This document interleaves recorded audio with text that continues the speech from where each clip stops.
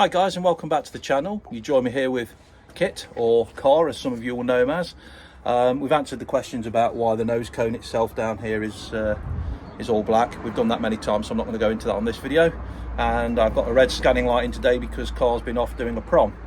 But the reason I'm here today with Car doing this video is to talk to you about alternators. We've just done a video on DM3 and how it works and how it connects and goes into the alternator, and Neil kindly went through that with a diagram, but we thought it'd be quite nice to actually look at it on the car. So let's have a chat with Neil. Okay, yes, hi, this is a question that comes up quite frequently actually, the connections to the alternator. If we take a look at the alternator in the Trans Am here, you'll see that there is one thick red wire which comes out of the alternator and goes to the battery. Obviously that is the wire which provides the charge into the battery. But what about all these other connections that sometimes tend to confuse people? Well, the reason for these other connections is to drive the regulator. The regulator is just something within the alternator which makes sure that the output voltage stays at a constant value. And the way that it does that is by comparing the voltage which is generated by the alternator to the voltage on the battery. So what we do is these two connections here, you'll see that one of them is just linked back from the battery, from the alternator output to the battery. So this red wire here is just battery voltage, but it feeds back into the alternator. Now, in addition to generating its main output, which is connected to the battery, the alternator also generates the same voltage output, which is isolated from that, and that is connected to the other terminal on here, which is a lower voltage unless the alternator is up to full charge.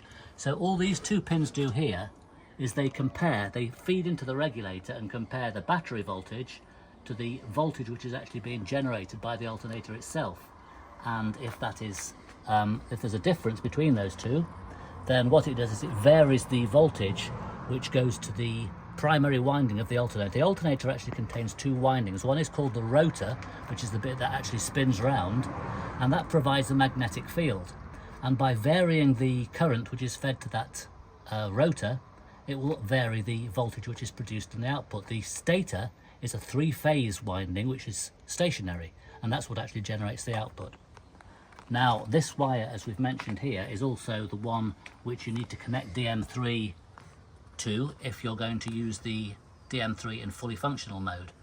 And what the DM3 then does is it also takes the battery voltage and it takes this voltage and it looks for a difference between the two, and if there is a difference then it puts that battery light on, and depending on how big the difference is, that light will glow brighter. So when the alternator is running normally, the voltage on those two will be the same and the light will go out. So that's pretty much it. Any questions, please let us know in the comments below and we'll do our best to answer. Thanks.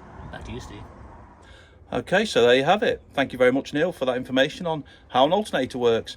If you've enjoyed this video, don't forget to like and subscribe, and don't forget to hit the bell icon so you're notified every time we upload a new video. I've been Steve, this is Car, that was Neil, and we'll see you in the next one. Ta-ra for now.